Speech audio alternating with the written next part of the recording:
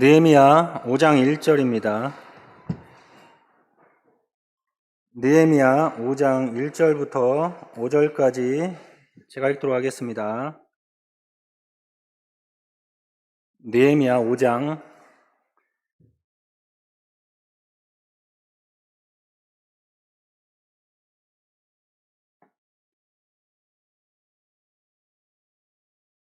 1절. 때 백성이 그 아내와 함께 크게 부르짖어 그 형제 유다 사람을 원망하는데, 혹은 말하기를 우리와 우리 자녀가 많으니 곡식을 얻어먹고 살아야 하겠다 하고, 혹은 말하기를 우리의 밭과 포도원과 집이라도 전당 잡히고 이 흉년을 위하여 곡식을 얻자 하고, 혹은 말하기를 우리는 밭과 포도원으로 돈을 빚내어 세금을 바쳤도다. 우리 육체도 우리 형제 육체와 같고 우리 자녀도 저희 자녀 같거늘 이제 우리 자녀를 종으로 파는도다. 우리 딸 중에 벌써 종된 자가 있으나 우리의 밭과 포도원이 이미 남의 것이 되었으니 속량할 힘이 없도다. 아멘. 5장 1절을 보면요, 시작하자마자 때 백성이 그 아내와 함께 크게 부르짖어, 5장 1절에 보면 그 때라는 단어가 나오는데요, 지금이 느헤미야 5장 어떤 상황이냐면요, 저희가 3장부터 바벨론 포로에서 3차 귀환했던 느헤미야와 그 종자들이 3장에 보면 예루살렘 성벽을 재건하는 그런 모습이 나옵니다. 근데 이 예루살렘 성벽을 재건할 때 좀 특별했던 게, 성문을 기준으로 이렇게 쭉 한쪽부터 시작해서 동그랗게 순차적으로 성벽을 진행한 것이 아니고 약 42개 구역으로 나눠서 전 구간을 공사 책임자를 두어서 그 책임자의 감독하에 전체 예루살렘 성벽을 동시에 재건해 나갔습니다. 그래서 3장에 보면 가장 많이 나왔던 단어가, 가장 인상 깊었던 그 단어가, 그 다음은 누가 어디를 중수하였고, 이 단어가 계속 반복적으로 나옵니다. 그 다음은 누가 어디를 중수하였고, 또 그 다음은 누가 어디를 중수하였고. 그래서 이렇게 예루살렘 성벽이 중수하는데 이렇게 전 구간을 한꺼번에 시작하다 보니까 이게 일의 능률이 올라서 수십일 만에 예루살렘 성벽이 고가 연결되고 이제 차츰 완성되어 가고 있었습니다. 그리고 이제 지난 시간에 했던 그 느헤미야 4장에 보면 이런 가운데 외부에 있는 이방 대적들이 예루살렘 성벽 재건 공사를 방해하는 공작을 시작합니다. 4장에 보면은 사마리아 총독이었던 산발락이 조롱하는 그런 얘기가 나와요. 그래서 그 산발락이 했던 그 조롱하는 말 중에 하나가, 미약한 유다 사람들이 하는 일이 무엇인가, 이렇게 조롱하는 모습이 나옵니다. 그리고 산발락의 참모였던 암몬 사람 도비아도 유다 백성들이 건축하는 성읍은 그 성벽은 여우가 올라가도 곧 무너질 것이다, 이렇게 조롱하는 조롱하는 말이 4장에 이어집니다. 이런 말들이 당시 유다 사람들의 사기를 좀 저하시켰습니다. 거기에 끝나는 것이 아니고 군사적 위협을 가합니다. 4장 11절 한번 보도록 하겠습니다. 4장 11절. 이방 대적들이 군사적 위협을 가하는 그런 구절입니다. 11절. 우리의 대적은 이르기를 저희가 알지 못하고 보지 못하는 사이에 우리가 저희 중에 달려 들어가서 살육하여 역사를 그치게 하리라 하고. 그래서 이방 대적들이, 이렇게 동서남북에 있는 그 대적들이 이런 소문을 지금 퍼뜨리는 거예요. 사마리아뿐만 아니라 동쪽으로는 암몬, 서쪽으로는 블레셋 지방에 있는, 남쪽으로는 네게부 평야에 있는 그 광야의 이민족들이 남유다 예루살렘을 쳐들어가서 그들을 살육하여 예루살렘 성벽 재건을 그치게 하자, 이렇게 군사적 위협을 가합니다.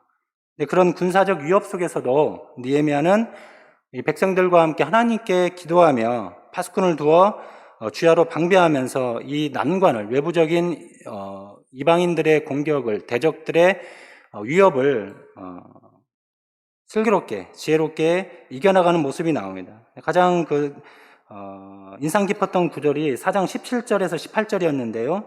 한번 읽어보도록 하겠습니다. 그들이 성벽을 건축하면서 경계를 게을리지 않고 예루살렘 성벽을 재건하는 모습을 가장 압축적으로 표현한 구절인데요. 4장 17절.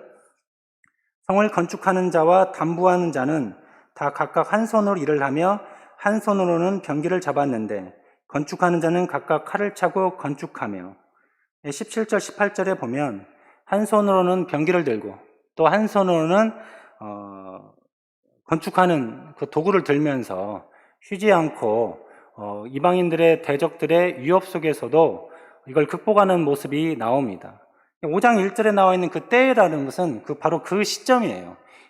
예루살렘 성벽을 재건하기 시작한 지 수십 일 만에 성벽이 재건이 어느 모습의 일정 모습이 보여지고 외부의 이방인들의 대적들의 위협 속에서도 그걸 이겨내는 그런 과정 중에 이제 곧 이 성벽의 재건이 역사가 완성될 거라고 하는 그런 기대가 부풀어 있는 그 시점에 그때가 바로 5장 1절입니다. 근데 그때에 내부적으로 전혀 예상치 못했던, 느헤미야가 예상치 못했던 또 다른 위기가 시작되는 겁니다. 5장 1절 보도록 하겠습니다. 때 백성이 그 아내와 함께 크게 부르짖어 그 형제 유다 사람을 원망하는데, 제가 이 성경을 보면서 백성이 그 아내와 함께 크게 부르짖었다, 원망하였다, 이런 게 배우자가, 그죠? 남편이 있고 이게 부녀자가 있을 텐데 그 부인들이 이렇게 크게 부르짖고 원망하는 그런 성경 구절이 흔치는 않은 것 같아요.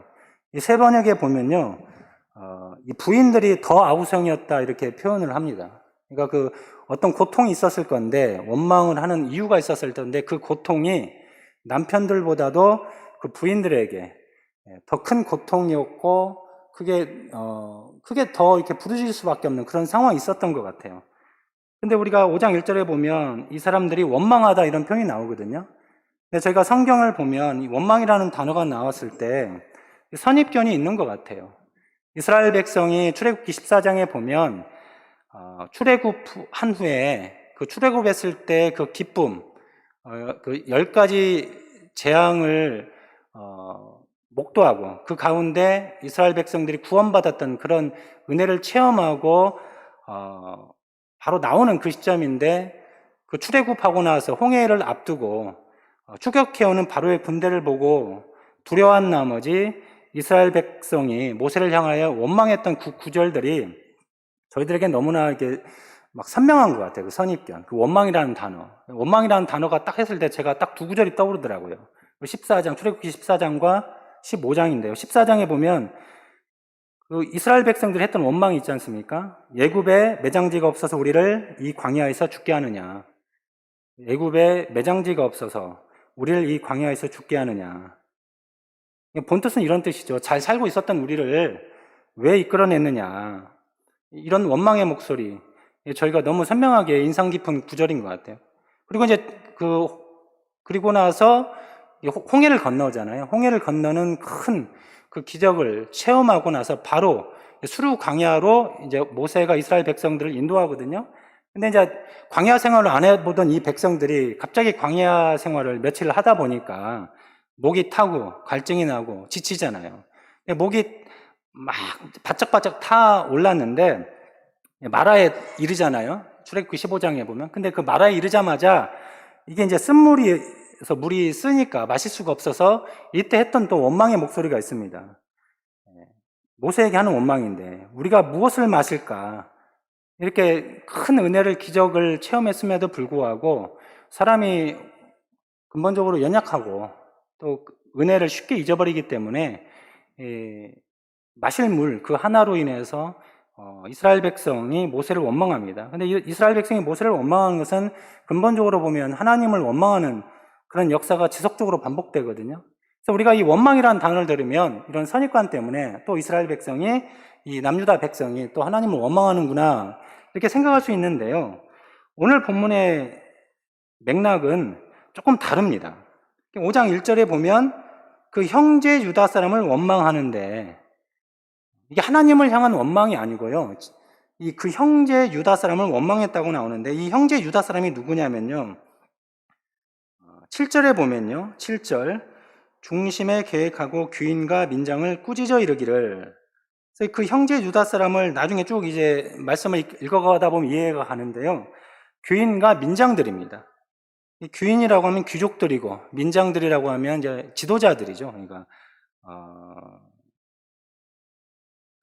관리들입니다. 이 지도자들을 원망하는 거예요. 왜 이렇게 남유다 백성들이 귀인들과 민장들을 향해서 원망을 하는가? 그 원망의 이유를, 그 원망의 그 말들을 보면요, 이해가 가는 면이 있습니다. 2절 한번 보도록 하겠습니다. 2절. 그 백성들이 혹은 말하기를 우리와 우리 자녀가 많으니 곡식을 얻어먹고 살아야겠다. 이렇게 예루살렘 성벽을 재건하는 그 가운데 이 백성들이 원망하면서 하는 첫 번째 말이 우리와 우리 자녀가 많으니 곡식을 얻어먹고 살아야겠다.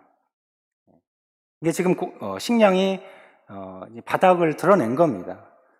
그러니까 지금 성벽을 건설해야 하기도 하지만 지금 당장 먹고 살 길이 먹고 살 수 있는 그 식량이 바닥이 나는 거예요. 그래서 이 사람들이 원망을 하면서 이제 우리가 빌어 먹어야겠다 이렇게 하는 얘기입니다. 5장 2절에 보면. 그리고 3절 4절에 보면요. 3절 4절 혹은 말하기를 우리의 밭과 포도원과 집이라도 전당 잡히고 이 흉년을 위하여 곡식을 얻자 하고 3절 말씀을 보면요. 그러면 도대체 어떻게 우리가 빌어서 먹을 수 있는가 봤더니 그들이 하는 얘기를 밭과 포도원과 집이라도 전당 잡히고 저당 잡히고 빛을 내서 얻어먹어야겠다. 빌어서 먹어 살아야겠다. 이렇게 하는 얘기입니다. 근데 4절 보면요. 이미 어떤 사람들은 4절 혹은 말하기를 우리는 이미 밭과 포도원으로 돈을 빚내어 세금을 바쳤도다. 이미 가지고 있는 돈이 수중에 돈이 다 떨어져서 이미 저당을 잡히고 돈을 빌어서 이제 먹고 살고 또 세금을 내었다 이런 얘기가 나오는 거거든요. 근데 왜 유다 백성들이 이렇게 얻어먹고 살 수밖에 없었을까? 오늘 본문에 보면요 3절부터 5절까지 2절부터 5절까지 보면 그 이유가 싹 나와요.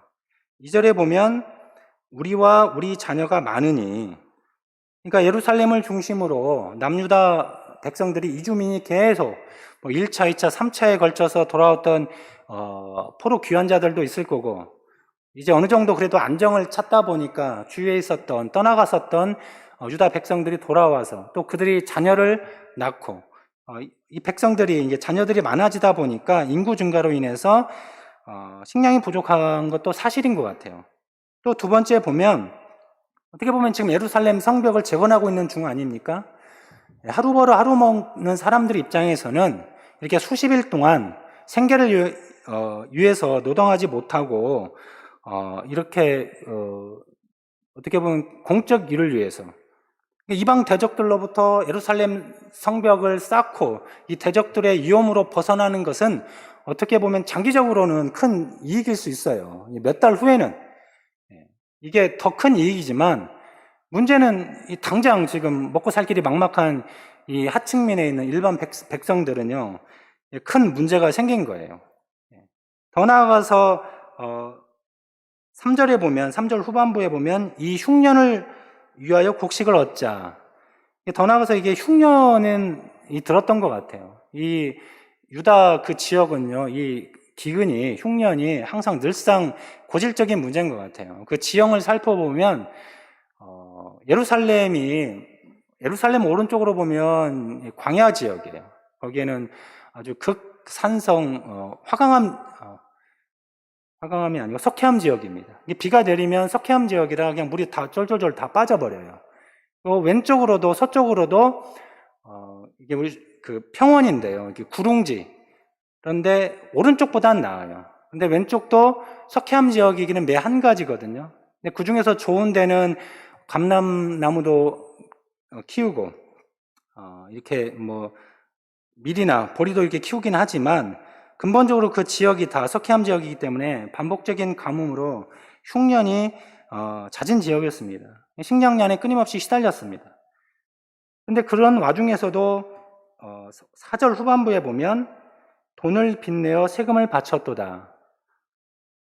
돈을 빚내어서 세금을 바쳤다 이런 표현을 통해서 당시 그 제국주의 페르시아 바사 제국의 그 배경을 이해하면 이유를 알 수 있는데요. 바벨론 제국이 있었을 때는 그 바벨론 인근으로 이방에 있는 뛰어난 이방에 있는 우리 남유다로 말하면 유다에 있는 왕족들, 그다음에 똑똑한 우리 젊은이들, 기술자들, 병사들 이렇게 다 끌어다가 바벨론 인근 지역에 배치해서 그 중심지를 흥황하게 해서 바벨론의 이익을 극대화하려고 했습니다. 근데 이 페르시아는요, 이 바사는 제국 정책이 좀 바벨론과는 다르게 정책을 취했습니다. 어떻게 했냐면, 종교적인 자유를 다 주게 하고요. 그 다음에 민족적인 그런 풍습들도 다 허락하고 다 각 고향으로 돌아가도록 했어요. 이 성경에 보면 그게 하나님의 은혜로 표현되는데, 그래서 남유다 백성들도, 예루살렘 사람들도 이 고레스 왕의 바사 제국의 고레스 왕의 그 허락하에 다 돌아와서 성전을 재건하고 그 지역을 제국 전체 각 지역적마다 그 지역을 재건해서 거기서 나오는 그 소득을 세금으로 다 걷어들이는 거예요. 페르시아는 그 정책을 취했습니다. 근데 이 정책이 나중에 보면 헬라나 로마까지 이어지거든요. 이게 굉장히 효율적인 이 제국을 운영하는 그런 정책의 하나인데, 그래서 종교적인 자유, 민족적인 풍습을 영위할 수 있는 그런 자유를 다 주지만 무거운 세금을 매깁니다. 그러니까 이 백성들은 이 거듭된 흉년 속에서도 이 세금을 회피할 수는 없었던 것 같아요. 이 무거운 세금을. 그래서 이 백성들이 2중고, 3중고로 이렇게 지금 당장 먹을 그런 식량도 바닥난 상태입니다. 그럼 여기까지만 있어도 이렇게 원망하지 않을 수 있었던 것 같아요. 우리가 예전에 저희 젊은 사람들은 겪어보지 않았지만, 저희가 50년대, 60년대, 70년대를 살았던 우리 어르신들께서는 그때는 다 같이 못 사니까 그렇게 불행하지 않았다고 하시는 얘기를 하시더라고요. 근데 지금은 상대적인 양극화잖아요. 예. 부자는 너무 부자고 가난한 사람들은 너무 가난하고, 어떤 아파트는 1억이 안 되는데 어떤 아파트는 100억, 200억이 넘는 아파트가 있고, 그러다 보니까 그 양극화로 인해서 이 불만이 우리 대한민국도 팽배한 거 아닙니까? 정권이 흔들릴 만큼. 당시도 마찬가지인 것 같아요. 이렇게 다 같이 어려우면 큰 문제가 없을 건데, 문제는 5절이 있습니다. 5절 읽도록 하겠습니다. 우리 육체도 우리 형제 육체와 같고 우리 자녀도 저희 자녀 같거늘 이제 우리 자녀를 종으로 파는도다. 우리 딸 중에 벌써 종된 자가 있으나 우리의 밭과 포도원이 이미 남의 것이 되었으니 속량할 힘이 없도다.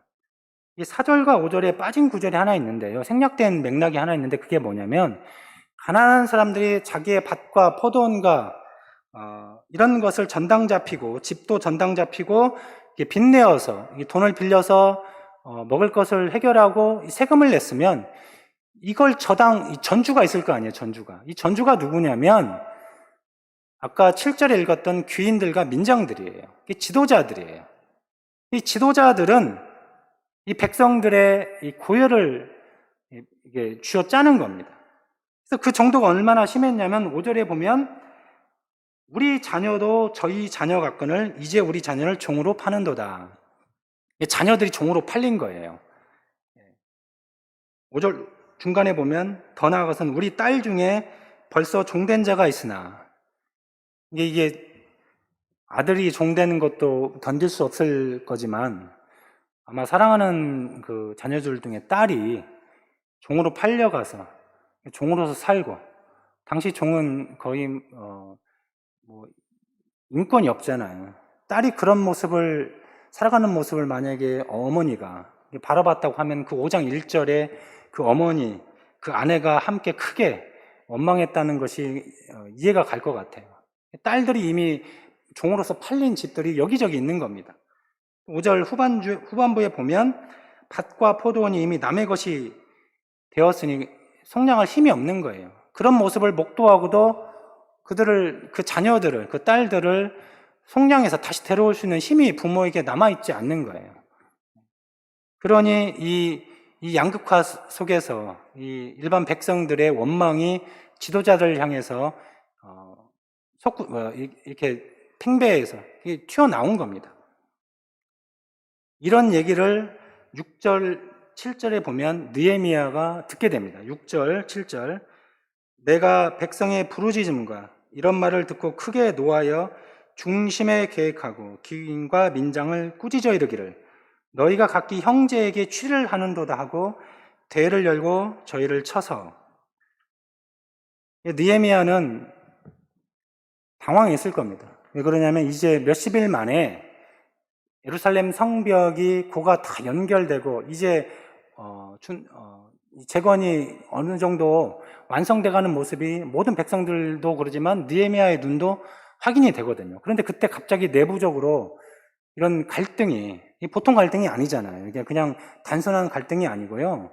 이 정도면 우리 대한민국도 정권이 바뀐다고 그랬잖아요. 아파트값 때문에 정권이 바뀔 위험에 처해 있기도 하고 이런 상황인데 이 정도 되면 제가 볼 때는 탄핵감인 것 같아요. 이 정도 되면 대한민국은 아마 탄핵될 수 있는 그런 상황인 것 같아요. 느헤미야가 얼마나 당황을 했겠습니까? 6절에 보면 내가 백성의 부르짖음과 이런 말을 듣고 크게 노하여. 느헤미야가 신중한 사람인 것 같아요. 현명한 사람이고 이렇게 쉽게 흥분한 사람이 아닌데 6절에 보면 크게 노하였다. 이런 얘기 나옵니다. 이게 크게 노하였다 이게 무슨 뜻일까? 가만히 묵상을 해보면 신중했던 이렇게 느헤미야가 이렇게 크게 노할 정도는 이 감정이 개인적인 단순히 분노가 아닙니다. 하나님의 말씀이 무시되는 그 불의에 대한 공적인 분노입니다. 그 공적인 분노를 지도자로서 이 백성들의 이 어려움에 공감하면서 드러내는 그런 분노입니다. 이 지도자가 백성들의 어려움에 공감하는 것은 그렇게 쉬운 일이 아닌 것 같아요. 저희가 이 지도자들을 보면 백성들의 어려움에 대해서 공감하는 지도자 보기가 쉽지 않잖아요. 느헤미야는 그 백성들의 그 원망을 들었을 때 정말 공적인 그런 울분으로 하나님의 공의가 훼손되고 불의가 자행되는 그런 모습에 크게 불의했습니다. 그리고 7절 보면 중심에 계획하고, 원래 성품이 신중했던 지도자 느헤미야는 중심에 계획하고, 세 번역에 보면 이제 신중하게 사건들을 파악했던 것 같아요. 도대체 무슨 일로 이런 일이 있었나. 그래서 아마 우리 예루살렘 처음에 성벽을 재건하기 전에 예루살렘에 도착하자마자 그냥 그 성벽을 시찰하는 모습이 우리 느헤미야 2장 3장에 보면 나오잖아요. 신중한 사람이에요. 그래서 중심에 계획했습니다. 신중하게 살핀 다음에 계획을 한 거예요. 단순히 그냥 화를 분출하는 게 아니고요. 치밀한 계획하에 7절 후반부에 보면 그들을 꾸짖어, 귀인과 민장을 꾸짖어 이르기를 너희가 각기 형제에게 추리를 하는도다 하고 대회를 열고 저희를 쳐서. 크게 꾸짖는 모습이 나오는데 첫 번째는 뭐냐면 그 귀인과 민장들, 귀족들과 관리들을 향해서 너희가 각기 형제에게 추리를 하는도다 하고 이렇게 호되게 꾸짖습니다. 신명기 23장에 보면 이스라엘 동족끼리는요 추리 이자 받는 것이 허락되지 않았습니다. 그러니까 어려운 사람을 위해서 이렇게 빌려주는 것은 허락이 됐어요. 그러나 재산 증식을 위해서 재물과 음식물을 빌려주고 이자를 받는 행위는 철저하게 금지됐습니다.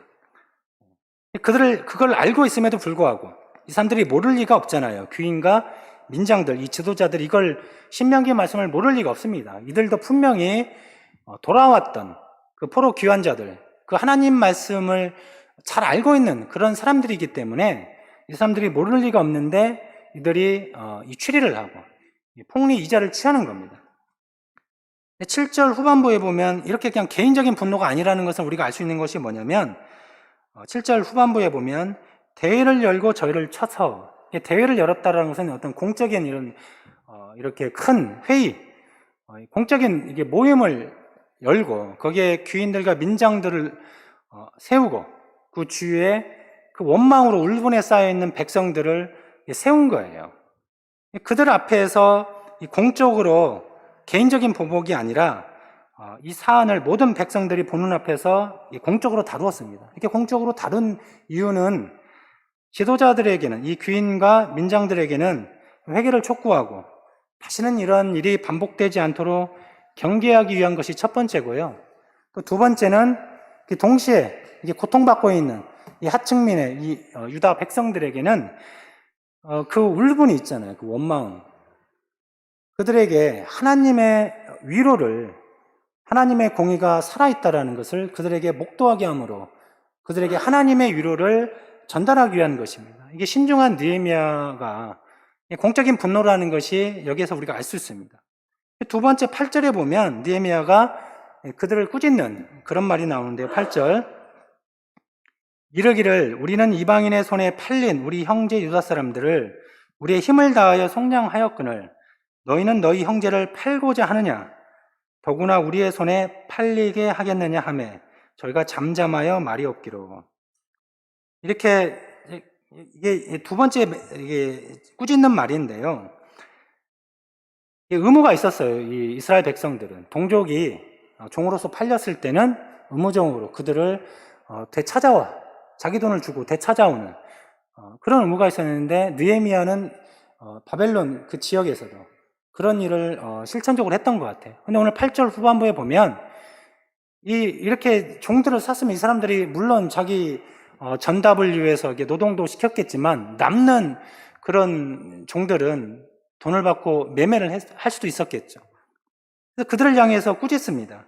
너희는 너희 형제를 팔고자 하느냐? 더구나 우리의 손으로 팔리게 하겠느냐?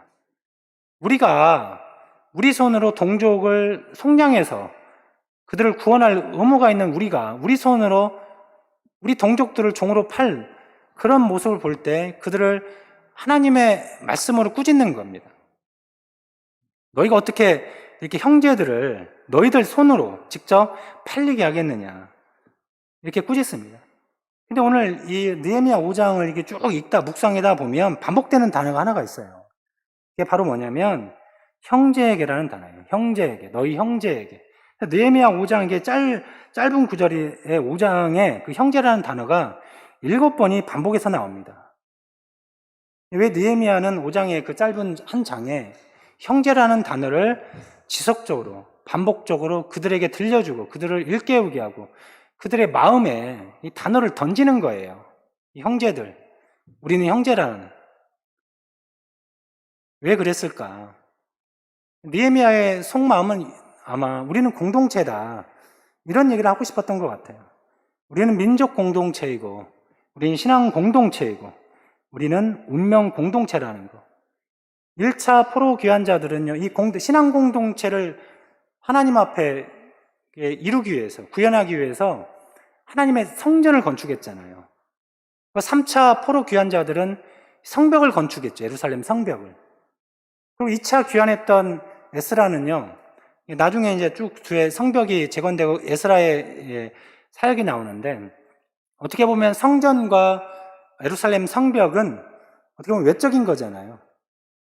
가장 중요한 것은 그 성전 안에서 예배드리는 이스라엘 백성들, 남유다 백성들, 그 다음에 예루살렘 성벽을 의지하고 그 보호 아래서 하나님께 예배드리는 삶을 살아갈 그런 백성들이 어떻게 보면 진짜인데, 외적인 모습은 그 예루살렘 성벽은 완성되어 가고 높이가 올라가고 있는데 그 안에서 하나님께 예배드리고 하나님의 백성으로서 공동체로서 살아갈 이 남유다 예루살렘 백성들은요 무너지고 있는 거예요. 이게 어떻게 보면 참 아이러니죠. 물질적으로는 외부적으로는 완성되어 가는데 내부적으로는 이 백성들의 원망으로 이 골마 터지고 공동체가 무너지고 있는 겁니다. 이런 상황에서 느헤미야는 그들을 향해서 우리는 형제다, 우리는 공동체다, 우리는 운명 공동체다, 신앙 공동체다 이런 말을 하고 싶었던 것 같아요. 그러면 이 귀족들과 관리들은 율법에서 그만 이 이자를 받는 이 취리를 어떻게 이렇게 자행할 수 있었을까? 그 이유가 9절에 보면 나옵니다. 9절, 내가 또 이르기를 너희의 소위가 좋지 못하도다. 우리 대적 이방 사람의 비방을 생각하고 우리 하나님을 경외하며 행할 것이 아니냐. 9절 후반부에 보면요, 이 지도자들이, 이 귀인과 민장들이 이렇게 대범하게 율법에서 그만 이자를 받는 행동, 동족들의 자녀들을, 그 아들과 딸들을 종으로서 팔아 넘기는 일을 자행할 수 있었던 근본 이유가 9절 후반부에 보면요, 하나님을 경외하며 행할 것이 아니냐. 하나님을 경외하지 못한 거예요. 하나님을 두려워하지 못한 겁니다. 하나님을 무서워하지 못한 거, 하나님을 경외하지 못하니까 이렇게 행동한 것으로 구절에 드러나는 거예요. 왜 그들은 그렇게 살 수 있었는가? 하나님을 두려워하지 않았기 때문에, 하나님을 경외하지 못했기 때문에 그렇게 행한 겁니다. 그 다음에 이제 10절, 11절에 보면 느헤미야가 그들을 꾸짖는 데서 그치는 것이 아니고 그들에게 가장 하나님의 공적인 공의를 다시 살릴 수 있는 그 방책을 제시합니다. 10절, 11절. 나와 내 형제와 종자들도 역시 돈과 곡식을 백성에게 취하여 주나니 우리가 그 이식 받기를 그치자. 첫 번째는 뭐냐면 지금 어려운 것은 사실인 것 같아요. 그러니까 지금 이 일반 백성들을 먹여 살리기 위해서는요, 이 돈을 이 사람들에게 구워줄 수밖에 없는 것 같아요, 식량을.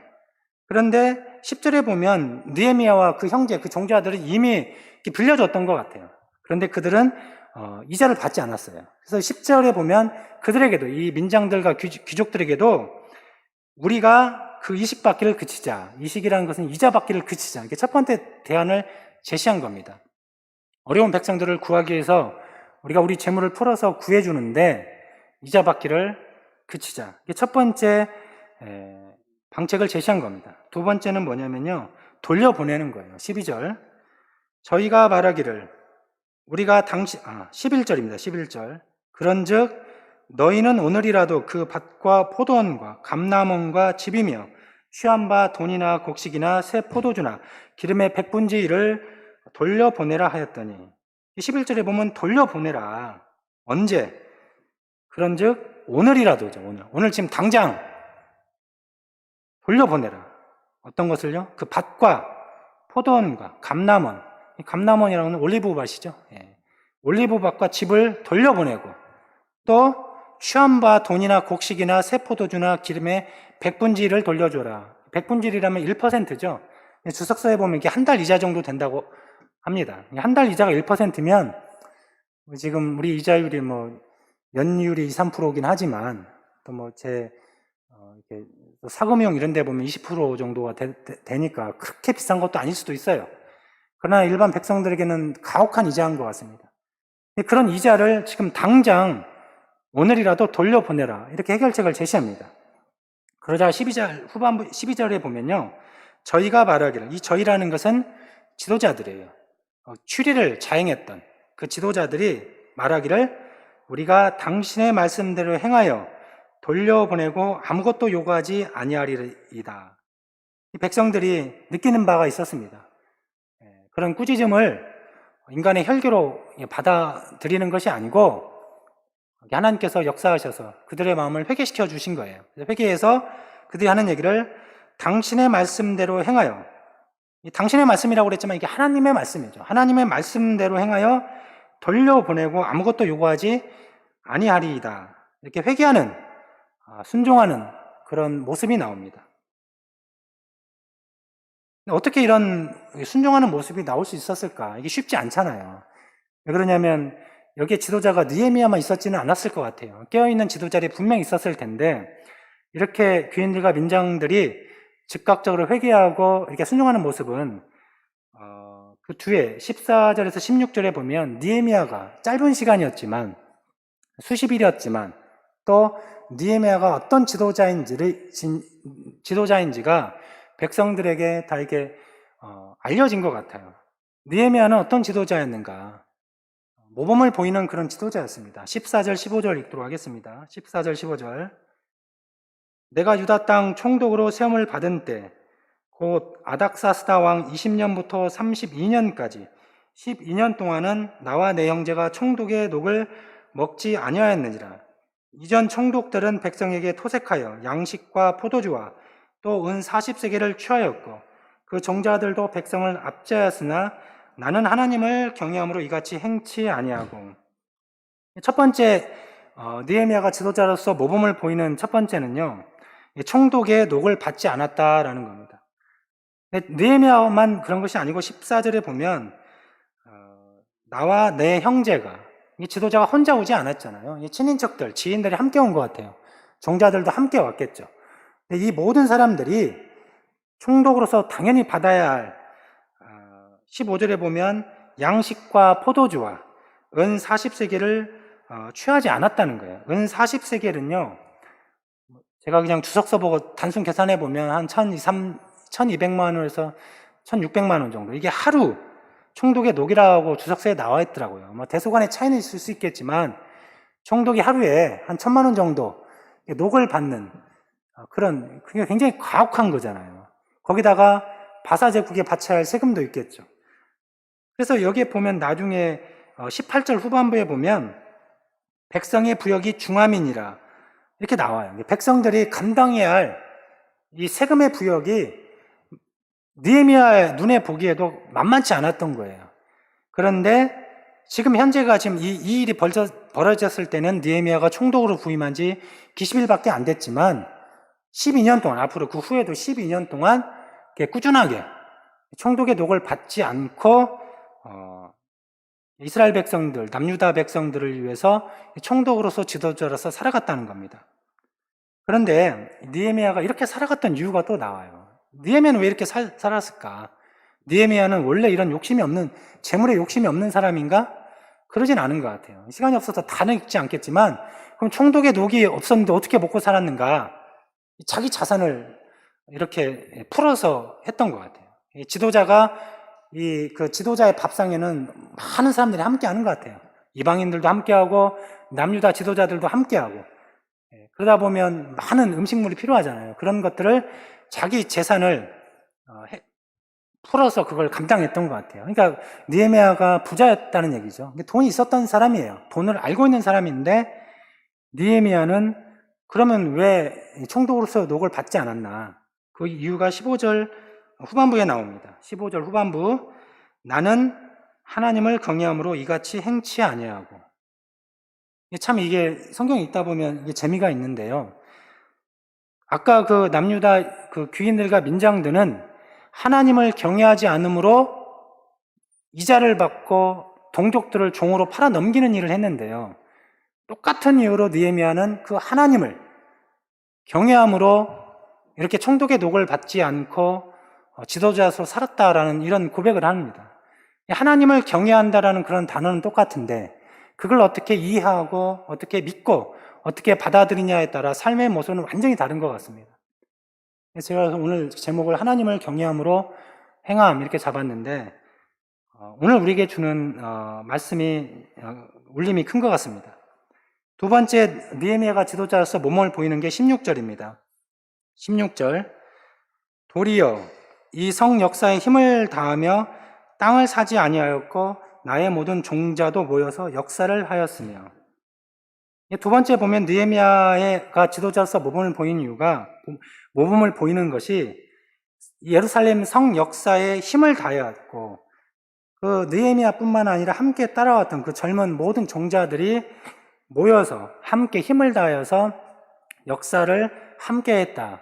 이 모범을 보여주는 모습을 통해서 지도자로서의 모범을 보고 배운 이 남유다의 귀인들과 민장들도 회개하고 순종하였고요.